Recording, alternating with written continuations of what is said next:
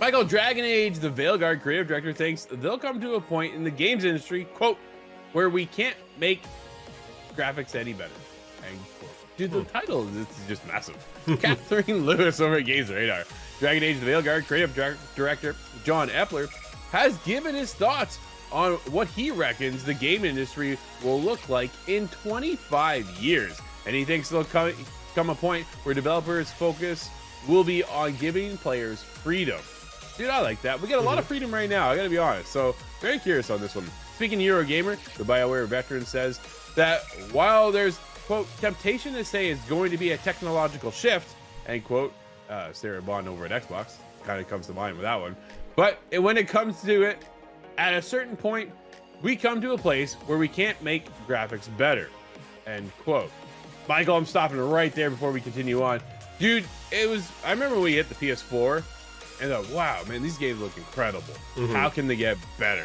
Well, then we got into PS5. Then we got Unreal Engine 5. I was like, yo, can we get any better? I think at some point we'll reach a point where it's just like, yo, this looks like real life.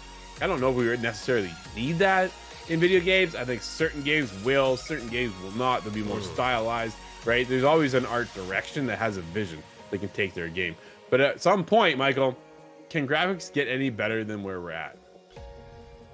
I think the next evolution, besides like the small upgrades, be curious to see what the Gen 6 consoles have, right? Like how much better does that look than 8K? What's on the... Yeah, exactly. I feel like our next big step is going to be making VR what people thought VR would already be, right? That like realistic, it feels like it's real life, like you were talking about. There's no motion sickness. I think that's like maybe the final step. And once we hit that point, then I agree, right? At that, how do you go from there, right? Unless we're going like 3D TVs that feel like you're in there, something from a movie, which maybe we'll get in 25 years, but it feels like that last step, Drew, is where VR games truly feel like you're in real life. And once we hit that point, then yeah, I don't know how we go beyond that.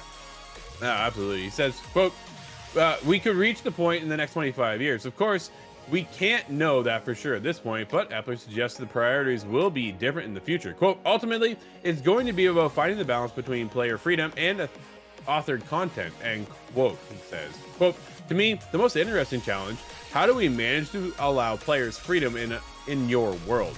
Freedom in this space.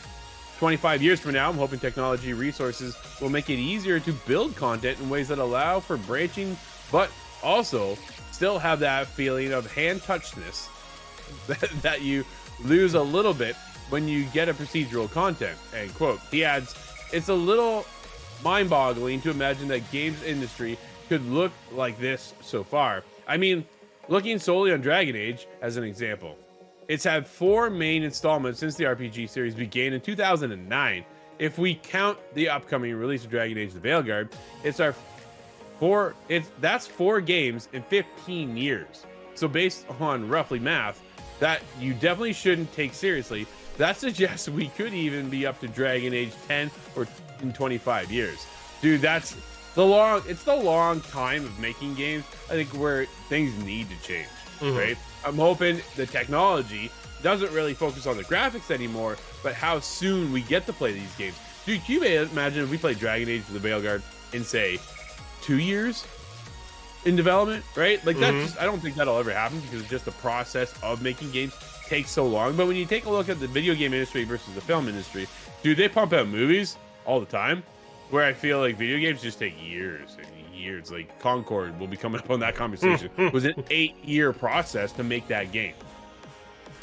Yeah, and I think I'm with you. I think honestly I'd rather see that now, right? Like as we talked about, could graphics get better? Yes, I'm sure there's some people out there like we could get 8K or whatever, but it feels like we're at a point where the graphics are already good enough.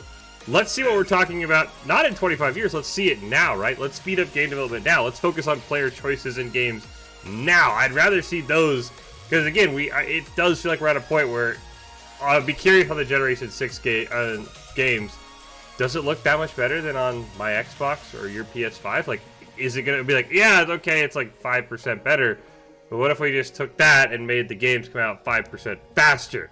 Like, I think you hit it on the head. Like, let's focus on getting games faster, not making them look better, because I'm with you. It feels like we've hit that peak, and I'm like, I don't need it to be slightly sharper. I want the game to be coming out slightly quicker. No, absolutely, right? I think when the character models nowadays, like you can see the pores on the skin. Yeah. Like that's how detailed this is, right? Like take a look when the next Black Ops 6, when Black Ops 6 drops, dude, the characters in that game are incredible. The rendering in there is phenomenal. GTA 6 coming out next year. Like we saw the trailer, we're like, wow. Like that's not just cinematic, that's in game more than likely, right? So there's still a lot of questions there. We're diving into Crimson Desert this week.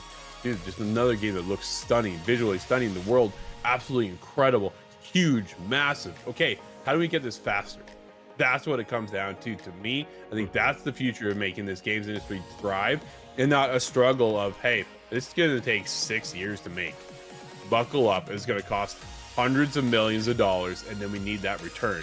What if you cut that in half and then cut up the speed in half? Like, man, there's just something that needs to get changed, and the graphics are always cool. Dude, I'm such a graphics nerd myself. I love high fidelity. I always go graphics mode versus the other side of the performance, right? Because I want to see all this pores in the skin. But there's certain textures too that we're starting to get into now, where it's not just like a block corner, like, you know, you get to the edge of the wall, but instead it's like jagged, right? It's rough, it's detailed. It's not just, hey, there's a straight edge.